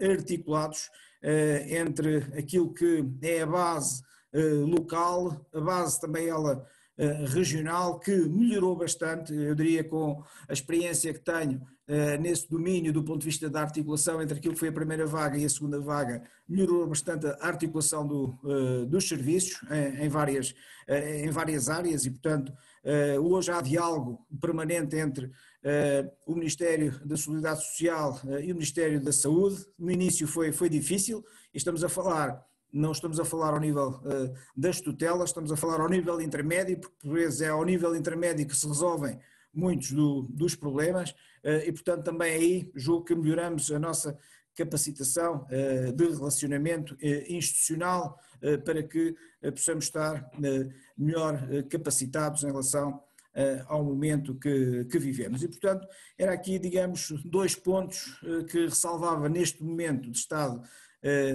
de emergência. Por um lado, a fadiga, como resolver o problema da fadiga dos profissionais de saúde, por outro lado, como perspectivar o ciclo da pandemia, nomeadamente nos meses de inverno, de janeiro e fevereiro. Se agora já está assim, o que será nesse período? Acho que essa é uma grande interrogação que nos coloca a todos e que devemos estar todos devidamente preparados e capacitados. Na minha ótica, vai ser ainda mais difícil, mas não sendo um homem da ciência, sendo um homem que no terreno procura resolver as situações do dia a dia, no sentido de que, efetivamente, dentro daquilo que é a competência de cada um de nós, podermos dar o nosso contributo e com as nossas capacitações para que, na realidade, possamos controlar a pandemia, algo para o qual nenhum de nós, há 8 meses atrás, estava preparado. E, portanto, temos aqui 8 meses de aprendizagem. Eu vou pedir que conclua, porque temos mais intervenientes. Peço que seja breve, por favor. Vou mesmo terminar. Com alguns erros, podermos melhorar. Acho que isso é basilar. E disse, muito obrigado. Muito obrigado pela sua intervenção e por nos ter dado conta daquilo que está a acontecer em Torres Vedras e a forma como tem gerido, e parece-nos muito bem, a pandemia. Eu passava agora, seguindo aqui a ordem, passava aqui a palavra ao Dr. Artur Miller e depois também ao professor Orlando, que também já colocou uma questão para os oradores e eu penso que é uma questão pertinente e que depois passarei então ao nosso painel de convidados para que possam responder. Artur Miller, Dr. Artur Miller. Boa noite. Boa noite. Boa noite. Obrigado. Antes de mais, queria parabenizar todos os intervenientes nesta sessão, mais uma sessão excelente mesmo, eu gostei muito de todas as intervenções. A minha questão é até relacionada um pouco, e não querendo tomar muito tempo, era um pouco relacionada com exatamente sobre os autarcas, ainda bem que falei a seguir ao Sr. Presidente da Câmara, Carlos Bernardes, porque de facto a minha questão vai um pouco sobre aquilo que é de que forma que o poder local pode intervir neste contexto de estado de emergência. Uma pergunta direta àquilo que eu faço, em primeiro lugar, e já para dizer aos intervenientes, é até que ponto é que os dados da DGS que são realizados por Conselho devem ou não ser disponibilizados aos autarcas? Porque eu acho que essa que é uma questão que tem vindo à tona, digamos assim, e eu acho que os autarcas têm sido fundamentais para aquilo que foi, por exemplo, o sucesso no combate da primeira vaga. Eles são muitas vezes uma referência naquilo que é o apoio que as pessoas necessitam quando estão de facto confinadas, são eles que conseguem muitas vezes tratar de muitos dos assuntos que não se tratam naquilo que é o grosso, mas são pormenores que fazem a diferença na vida das pessoas. E depois também não podia deixar de dar uma palavra naquilo que é a comunicação em saúde, eu ainda há pouco tempo escrevi um artigo sobre isso, e sobre o facto também no campo daquilo que é os autarcas, eles são um exemplo daqueles que num contexto do poder local fazem aquilo que é a interligação entre o setor público, o setor privado e principalmente o setor social. Porque mesmo ao nível daquilo que é a comunicação de saúde, eu vou dar um exemplo aqui que é da minha terra, que é em Arouca, nós tivemos aqui, vou dar um exemplo prático, as televisões, quando houve o surto, quer nos bombeiros, quer inclusivamente no lar, e a verdade é que nós tivemos um caso extremamente positivo. Esse lar, com cerca de mais de 70 pessoas contaminadas, não houve um único óbito. Nós tivemos uma interligação perfeita entre o setor público, o setor social e o setor privado. E depois eu, felizmente, até tentei dar um reporte felizmente houve uma reportagem sobre este caso, mas acho que se entra mais na fulanização e não no exemplo coletivo, que é isso que vai movimentar as pessoas. As pessoas ficam cansadas e saturadas do excesso de informação, tenta-se um pouco mais, às vezes, eu peço desculpa pela palavra, um pouco mais de sensacionalismo para o exemplo individual, mas o exemplo coletivo pode movimentar aquilo que é as pessoas para cumprirem as regras fundamentais, uma mensagem clara, os exemplos dos municípios que realmente estão a conseguir exemplos positivos e, na minha opinião sincera, acho que esse tipo de exemplos pode beneficiar e conseguir dar reforços positivos, quer nos municípios, quer nas instituições de solidariedade social, para produzirem um bom trabalho. E este exemplo que falo devia ser divulgado, isto é, existem bons exemplos, se as pessoas cumprirem, se tiverem boas condições, isto é, instituições de referência, boa interligação entre setor público, privado e social, se passarmos esta mensagem, eu creio que será mais fácil as pessoas entenderem e não saturarem e mais fácil conseguirmos ter todo o apoio para se cumprir e conseguir ultrapassar esta fase difícil. É só isto e agradeço muito a intervenção. Muito obrigado. Obrigado, Dr. Artur Miller. Eu passo então agora a palavra ao Dr. Delfim Rodrigues, que também já se tinha inscrito há um bom bocado e eu não tinha reparado. Dr. Delfim Rodrigues. Dr. Delfim Rodrigues. Já estamos a ouvi-lo, Olá, boa noite. Tá bom. Ligaram muito boa noite. Naturalmente felicito-vos a todos, os oradores, o professor Adalberto e no moderador, permitam-me que felicite e que cumprimente todos os circunstantes. Muito rapidamente, só para dizer que em termos de planeamento, a minha associação profissional, e que já hoje foi aqui citada por intermédio da sua revista A Gestão Hospitalar, desenvolveu uma ferramenta de planeamento e só planeando é que nós podemos organizar e organizando é que podemos decidir e decidir é que podemos controlar a decisão e em termos incrementais poder tomar a decisão, digamos em termos superlativos de maior qualidade e dizia eu, um instrumento de previsão que nos permite antecipar dentro de uma hipótese baixa e de uma hipótese alta, o nível de recursos, sejam eles quais sejam. Sejam recursos técnicos, de camas gerais, de enfermaria, de cuidados intensivos e também de recursos. Falou-se muito aqui dos recursos humanos e eu acho interessante, nomeadamente do Parlamento, quando o Governo é confrontado com a questão do aumento de recursos humanos, nomeadamente de médicos, porque os enfermeiros, apesar de se colocar, e como a professora Adalberto sabe, não se coloca, digamos, com tanta gravidade ou tanto dramatismo, não é? A questão não é tanto o número absoluto de médicos, não é o número de cabeças, peço desculpa, mas é a questão daquilo que nós, gestores hospitalares, designamos de ETCs, ou de FTEs, Full-Time Equivalent. A questão, eu não me interessa saber se tenho 100 médicos, interessa-me saber é quantas horas de médicos é que eu tenho disponíveis. E daí, se me permitem, para terminar, a questão, e como já foi referida anteriormente, da chamada à colação, digamos, não só do Serviço Nacional de Saúde, porque em termos constitucionais, e falando agora numa linguagem mais, nem é matemática, é aritmética, o Serviço Nacional de Saúde, em termos constitucionais, é um subconjunto do Sistema Nacional de Saúde, que integra o setor privado, integra o setor social e integra de igual modo o setor convencionado.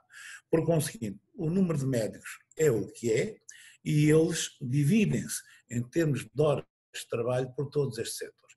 Por conseguinte, para deixar aqui, digamos, um stress em termos de acentuação, de necessidade absoluta e, como já foi referido, de todos os recursos, não só físicos, mas também neste caso os humanos, poderem ser chamados à colação para participarem no combate à pandemia, mas também em termos de sistema dual, poderem dar assistência e, como dizia o nosso amigo Beleza, poderem dar assistência aos doentes que nós não podemos deixar para trás. Por conseguinte, dito isto, a pergunta que eu coloco ao painel, nomeadamente aos oradores, é se de facto antevêem como uma solução, independentemente de requisição civil ou não, porque as coisas em termos de concertação social, e para isso é que a concertação social, podem ser consideravelmente melhor resolvidas, se estes setores, o Sistema Nacional de Saúde, que está previsto na Constituição, pode ou não pode, deve ou não deve ser chamada à colação, tanto em termos de Covid como em termos não Covid. Só a rematar, o professor Adalberto Campos Fernandes referiu o excesso de mortalidade de 8.000 mortos. Eu adianto, por exemplo, a Suécia e a Espanha têm uma taxa de mortalidade de Covid muito superior à nossa, mas têm um excesso de mortalidade. Aliás, interessantemente, eu não quero levantar polémica, interessantemente, tal como os Estados Unidos e o Brasil, têm um excesso de mortalidade por 100.000 habitantes muito inferior ao nosso. Era esta a questão que eu queria colocar. Muito obrigado. Muito obrigado pela sua intervenção, Dr. Delfim Rodrigues. Nós estamos mesmo quase no final. Eu pergunto aos membros do painel quem quer responder a esta questão. Não sei se o professor André Dias Pereira quer responder, uma vez que tem digamos, uma componente jurídica por trás.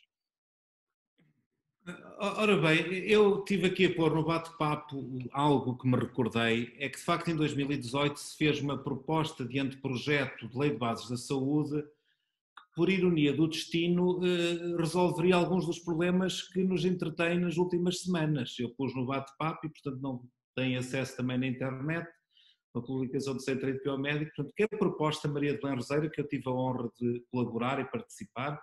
E note-se que este texto em concreto nem sequer sai da minha lavra, sai de outros colegas que mais sabiam disso do que eu. E, portanto, às vezes a visão minimalista das leis que outros optaram, uma lei de base tem que ser uma coisa pequenininha, pois é tão pequenininha que não serve para nada, como se está a ver. Se vocês lerem no bate-papo, estava lá muito da resposta daquilo que necessitávamos hoje em dia, sem embargo, de permanente fiscalização parlamentar. Pronto. E depois vão à internet ver a Lei de Base de Saúde 2019 e vão ver, enfim, são duas normas ECAs que não dizem nada, mas não houve reconhecimento da saúde pública, não houve reconhecimento dos perigos sanitários. Portanto, foi uma oportunidade perdida do legislador nacional. Há pouco, quando o professor Álvaro Beleza falava da coragem eu penso que ele estava a falar da questão do medo, era um apelo aos médicos e aos enfermeiros, que aliás também acabei de receber durante a tarde que o senhor bastonário também fez um novo apelo aos médicos para se inscreverem, para colaborarem, e isso é muito importante, porque deixem-me falar, venho de uma família de médicos, mas eu não sou médico, e portanto podem-me levar mal a estar a dizer isto, mas não deixa de ser estranho nós vermos os números de baixas nos últimos meses, os números de baixas laborais, quer de médicos, quer de enfermeiros. Perdoem-me, mas de facto é estranho. De repente houve condições de grande doença por parte dos profissionais de saúde. E, portanto, compreendo o apelo à coragem e ao sentido de missão que deve ser de facto reforçado. Porque o povo está a sofrer muito. Quem sabe o que se passa no mundo dos seguros e da segurança social, as juntas médicas não reúnem há meses. Há pessoas que estão com a vida destroçada, destruída, porque não recebem uma indemnização a que têm direito. Porque, em nome do Covid, mesmo durante o verão, que andavam até altas autoridades do Estado, enfim, tomar banho, como era seu direito, não havia, de facto, juntas médicas. Os centros de saúde estiveram praticamente bloqueados. O povo sofreu dramaticamente. Eu espero que esta segunda vaga não permita esse abuso do Covid para cobrir alguma, de facto, falta de coragem e portanto, agora vão deixar de gostar de mim, já percebi. Finalmente, a questão, e portanto é preciso fazer juntas médicas, o Estado de Direito não acabou, se a pessoa tem uma incapacidade, se tem um acidente, se tem uma doença, tem direito ao seguro, tem direito à segurança social, tem direito à aposentação, não podem os senhores doutores, em nome do Covid, não fazer juntas médicas. É uma violação de direitos muito importantes dos cidadãos. Fica aqui o meu apelo veemente, porque, enfim, nós acompanhamos na Liga Portuguesa contra o Cancro as milhares de pessoas que sofrem, muito mais, enfim, sem pôr em causa o sofrimento do Covid, pela ineficiência do sistema. Finalmente, a pergunta dos lobbies e grupos de pressão, pois, efetivamente, tudo indica que o que mais está a render a economia digital e os grandes supermercados, porque de facto os supermercados ficam abertos mesmo depois das 13 horas, portanto tudo isto é muito complexo de compreender, de facto as grandes empresas estão a ser bem protegidas e isso não é correto e devemos protestar e exigir base científica para tanto. Portanto, eram estes os meus comentários. Muito obrigado, professor, pelo esclarecimento. Eu passaria então agora a palavra ao Dr. António Tavares, mas gostava também ainda de referir que o professor Orlando Monteiro colocou uma questão aqui no bate-papo, eu agora já não consigo chegar lá, portanto, mas... Era a questão dos lobbies. Era a questão dos lobbies, muito bem, pronto, já está respondida. Muito bem. De algum modo, sim, porque eu vejo claro. que o pequeno comércio é destruído e a grande distribuição está inteiramente protegida. Enfim, se bem percebo, as tais horários, não é? Muito bem, muito obrigado. Então, para terminarmos a nossa ronda final, portanto, eu passo agora a palavra ao Dr. António Tavares e depois terminaremos com o comentário final do professor Álvaro Beleza. Dr. António Tavares. Muito obrigado, Pedro. Eu tenho um comentário para fazer e depois também tenho uma pergunta para fazer ao professor André sobre o estado de emergência. Mas os meus comentários são simples, quer dizer, porque muita coisa já foi aqui dita, também não queria repetir muito. A questão dos dados, se os dados da Direção-Geral de Saúde devem ser disponibilizados aos autarcas, acho que sim. Acho que os autarcas deviam ter acesso a essa informação, precisam dela para ter respostas nos seus territórios, mas a própria informação que vem da DGS não é uma informação que venha muito bem trabalhada e muito bem tratada. Isso é mesmo dito pelos próprios, portanto não sei se não iria confundir mais e qual que faria. Doentes, eu acho que a questão dos doentes de Covid é uma questão dramática. Nós tivemos tido a oportunidade, enquanto instituição, com a Misericórdia do Porto, de ter apoiado, por exemplo, os doentes de gastroenterologia que não podiam fazer determinado tipo de tratamentos no Hospital Santo António e tiveram que ir fazê-los ao Hospital da Perlada, como, por exemplo, também da unidade de queimados que foram transferidos para o Hospital da Perlada. Acho que esta complementariedade fez muito mal, porque há dias, eu não vou dizer qual é o hospital, mas pediram-me se eu tinha disponibilidade de ceder 20 camas e 2 salas de operações para pôr os médicos a trabalhar. Isto foi medido por um responsável no hospital, não é ficção científica, até porque foi feita depois uma consulta ao mercado e parece que foram ali para aquele hospital, Nossa Senhora de Bonfinha, na Póvoa de Varzim. Bom, e portanto, acho que aqui claramente esta questão dos grupos de pressão devia também ser vista com alguma atenção, porque nós vemos que há muito lobby, muitas vezes, para levar a opinião pública em determinado tipo de sentidos, e isso é evidente mesmo na comunicação social, onde se vê muitas vezes só um lado do problema, e portanto há um certo ruído em determinados sentidos, e não uma análise fria, como nós tentamos, por exemplo, aqui hoje fazer. Mas a minha pergunta para o professor André, se me permite, era a seguinte: professor, com o atual estado que nós temos de recolher obrigatório e com o atual enquadramento legal, é ou não é possível haver um congresso do Partido Comunista Português? Porque isto para mim é uma questão importante de saber, e gostava de ouvir a sua opinião, porque das duas uma, ou há recolher obrigatório para todos, ou há recolher obrigatório para todos menos 600 pessoas. Obrigado. Rápida. Se Muito for rápido, um muito rápido. de risco, não se podem movimentar a partir das 13 horas. Portanto, se o congresso começar antes das 13, podem ir até lá, depois ficam lá, fazem lá uma noitada, e às vezes os congressos partidários têm essas coisas, que é até às 4, 5 da manhã, depois dormem no sofá e depois voltam a casa antes das 13 horas. Bem, muito bem. Fazer isso. Muito obrigado. Bom conselho. Porque não é proibido circular entre os concelhos. O que é preciso é, nos concelhos de risco, não se pode circular depois das 13. Exatamente. Não é? Muito obrigado. Esse é o esquema que vão usar a fazer uma noitada. Então, para encerrarmos a nossa sessão, eu podia então passar a palavra ao professor Álvaro Beleza para um último comentário final, antes de darmos por encerrada a nossa sessão.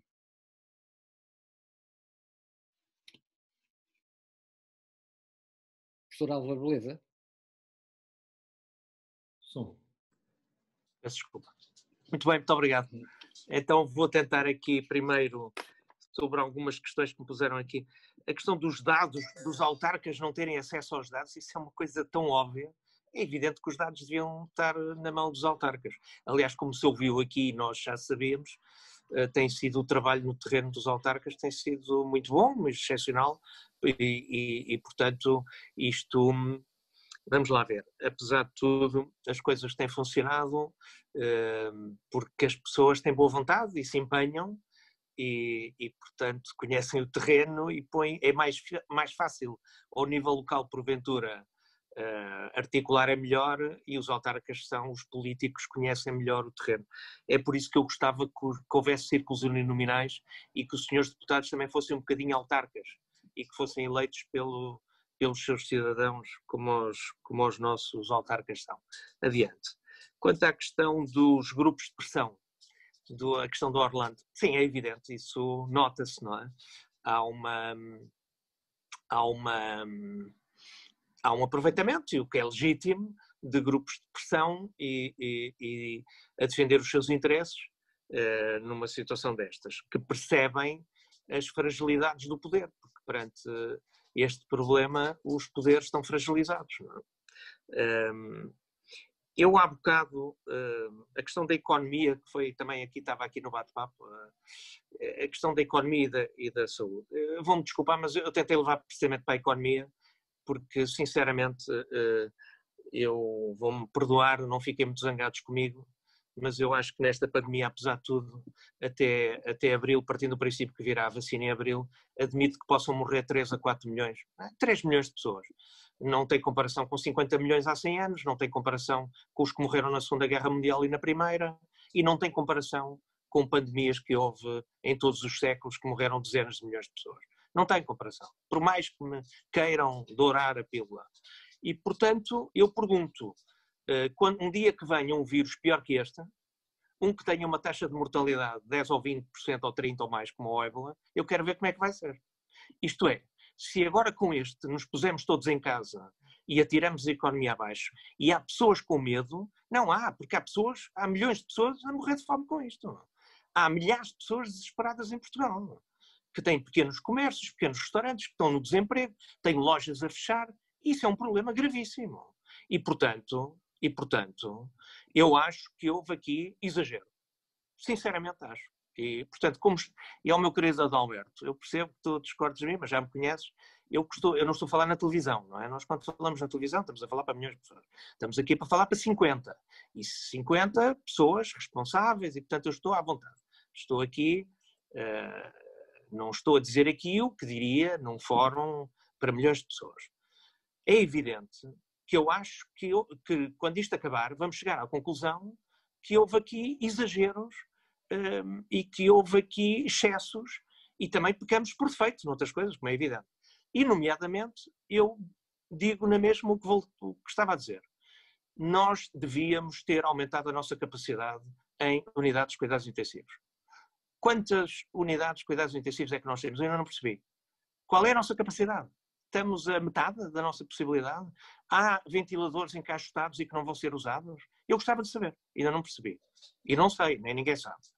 E o que eu sei é que em Espanha ainda hoje vi notícias que estão a metade da sua capacidade em cuidados intensivos, e a Espanha tem muito mais casos que nós. Eu estou a falar em percentualmente. Em número absoluto, claro.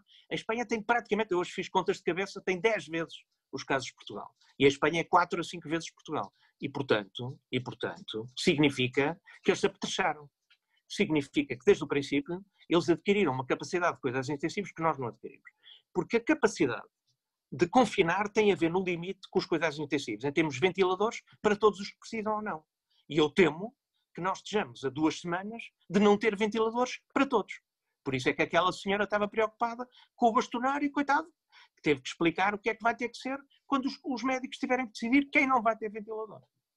Bem, dito isto, portanto, para que fique claro, eu não estou a dizer, eu quando estava a falar no medo, também estava a falar dos profissionais de saúde, eu ainda hoje, quando eu chego ao hospital, a primeira coisa que vem ter comigo, alguns responsáveis ainda hoje uma enfermeira, vamos diminuir aqui as consultas presenciais. Mas porquê? Já estão com medo? Mas porquê? A gente tem que atender os doentes. E os doentes que têm cá vir, a gente vai continuar a atendê-los. E as pessoas aproveitam tudo para ver se vão para casa proteger. Porque estão com medo da pandemia e querem se proteger. Nós temos que estar lá. É assim. Vamos lá ver, isto faz-me lembrar a história dos militares, que são uma casta à parte, que tem uma organização à parte, mas tem um pequeno detalhe. E já agora os ingleses nisso são exemplo. Não sei se sabem, mas os oficiais em Inglaterra, de tenente para cima, têm que ser da aristocracia ou da nobreza. E, portanto, são pessoas privilegiadas em relação aos outros cidadãos, mas tem um detalhe. Quando há guerra, em Inglaterra, os oficiais são os primeiros a combater. O primeiro a descer do helicóptero é o comandante. O primeiro a ir para o combate é o aristocrata. Aliás, como se viu no Príncipe Harry, que andava de helicópteros abaixo no Afeganistão e podia ter morrido, como os outros. E, portanto, tem que dar o exemplo. E tem que dar o exemplo na altura difícil. Depois, o resto do tempo, andam na caça, vivem bem, têm as suas coutadas. Mas quando há guerra, tem que se dar o exemplo. E, portanto, eu estava a falar da cultura do medo nesse sentido. Isto é, que é preciso educar os nossos filhos, educar os mais jovens, que esta pandemia é grave, que nós desconhecíamos, claro que sim, que é um problema grave, claro que é, mas poderá haver um dia pior.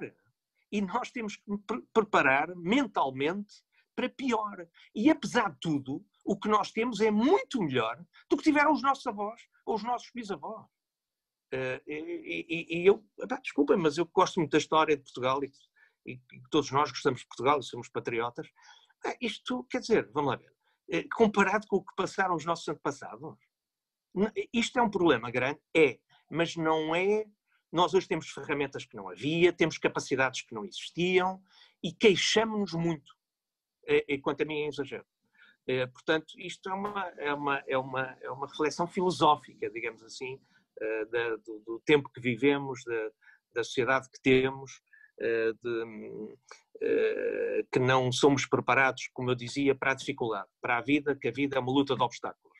E só nos preparamos para a dificuldade, criando dificuldades, treinando dificuldades. Por último,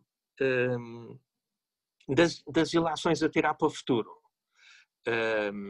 e que esperemos que na Páscoa já possamos o nosso amigo Adalberto ir aos Estados Unidos e todos nós viajarmos e encontrarmos, e o Fórum da Saúde organizar debates em que nós possamos estar presencialmente e abraçar-nos,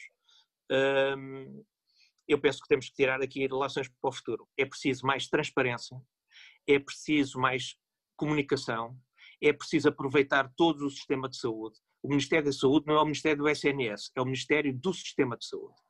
É preciso criar rede e articulação entre os setores, que não existe, e é preciso reformar o sistema de saúde, a dar-lhe maior flexibilidade, rapidez e capacidade de decisão em questões como estas, que poderão aparecer no futuro, que aparecerão, já houve pandemias, voltarão a haver. E se não forem pandemias, aparecem outras coisas. E a vida é feita de incertezas e as catástrofes nunca aparecem as programadas. E a nossa própria vida, se nós soubéssemos como é que íamos morrer, isto era uma chatice. E, portanto, nós temos que viver na incerteza, no risco. Faz parte da nossa vida e temos que nos habituar a ela. Agora, apesar de tudo, eu penso que Portugal, comparado com outros países europeus, vamos lá ver, até nos vamos sair razoavelmente. O que me preocupa mais no fim disto tudo é a economia. E Portugal não tem a capacidade económica, e nomeadamente o Estado não tem a robustez financeira. Somos dos países mais endividados do mundo, temos uma dívida pública e privada monstruosa e, portanto, esse é que eu temo que seja o maior problema. E por isso é que confinar é uma tragédia económica. E por isso é que eu acho que devíamos ter feito um pouco melhor para termos, no limite, a capacidade de cuidados intensivos que não temos e que devíamos ter agora, passados 6 meses, porque acho que apesar de tudo tínhamos tido tempo para em 3 meses ou 4 treinar mais gente e preparar mais médicos e enfermeiros em unidades de cuidados intensivos para podermos aguentar uma vaga maior sem corrermos o risco, que andamos todos aqui cheios de medo, de não poder atender todos os que vão precisar de cuidados intensivos. Agradecer-vos muito o debate, gostei imenso de estar aqui, aprendi muito convosco, acho que aprendemos sempre todos uns com os outros todos os dias e desejar a todos que estejamos com saúde daqui a algum tempo nas próximas ocasiões que nos possamos encontrar de viva voz. Muito obrigado, professor. Foi um gosto tê-lo aqui connosco. Eu agradeço a participação de todos neste debate e especialmente aos nossos convidados, o professor Álvaro Beleza, o professor André Dias Pereira, o professor Adalberto Campos Fernandes e o doutor António Tavares. Mas antes mesmo de terminar, gostava de relembrar que a próxima sessão terá lugar de hoje a 15 dias, portanto, e o tema será Covid-19, quem ficou para trás? É uma questão que vamos abordar. E vamos ter como convidados especiais nessa sessão o Dr. Luís Marques Mendes e a doutora Maria de Belém. Portanto, estão todos convidados para daqui a 15 dias, às 21h30, se juntarem a nós para esse debate. Muito obrigado, boa noite a todos e mais uma vez... Obrigado a todos. Muito obrigada a todos. Boa noite a todos. Boa noite a todos, obrigado. Boa noite a todos. Boa noite a todos, obrigado. Boa noite. Boa noite. Boa noite.